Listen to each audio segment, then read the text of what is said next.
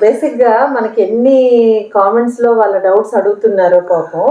ఈవిడ అన్నపురెడ్డి వెంకట్రామన్ ఆవిడ అడుగుతున్నారు వాళ్ళ పాప కోసం. పాపం మా పాపకి పీరియడ్ సరిగా టైంకి రావటం లేదు, ఒక్కొక్కసారి టైంకి వస్తుంది, ఒక్కొక్కసారి వచ్చినా సరిగా బ్లీడింగ్ అవ్వనప్పుడు 5 days తర్వాత కూడా కొంచెం కొంచెం అవుతుంది.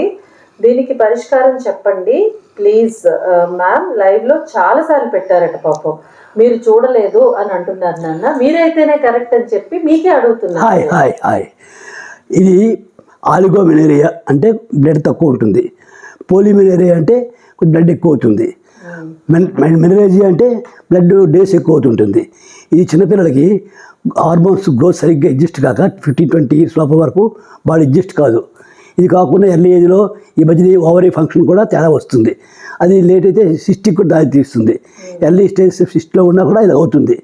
దీనికి రెగ్యులర్ చేయడానికి వరి అవ్వకండి. దీంట్లో వరి ఇలా జబ్బులు లేడీస్ కామన్గా 20 మందికి వస్తుంది. ఇంకా అవసరమైతే దగ్గరలో ఉన్న గైనకాలజిస్ట్ తీసుకోవచ్చు. దీనికి పెల్విక్ ఇన్ఫ్లమేటరీ డిసీజ్ అని, పెల్విక్ ఇన్ఫెక్షన్ లాగే పెల్విక్ ఇన్ఫ్లమేటరీ డిసీజ్ అని అంటుంటారు.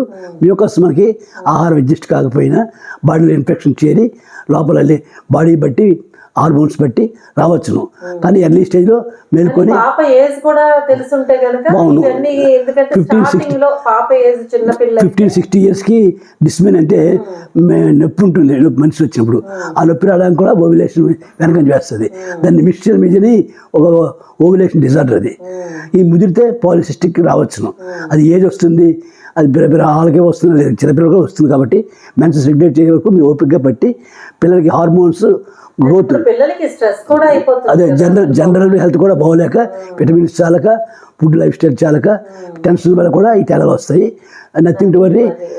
సెట్ అయినకి పెద్ద పిల్ల అయిన తర్వాత 20 years వరకు ఏం కాదు, న్యాచురల్ గ్రోత్ సెట్ అయిపోతుంది. రోజు 2 to 5 వస్తున్నాం కాబట్టి 2 to 5 కామెంట్కి మేము చూసి ప్రతి కామెంట్కి రిప్లై ఇస్తాము. ఓకే నాన్న, మరి బై బై. Thank you. వచ్చేయండి శ్రీలు లైవ్ కి.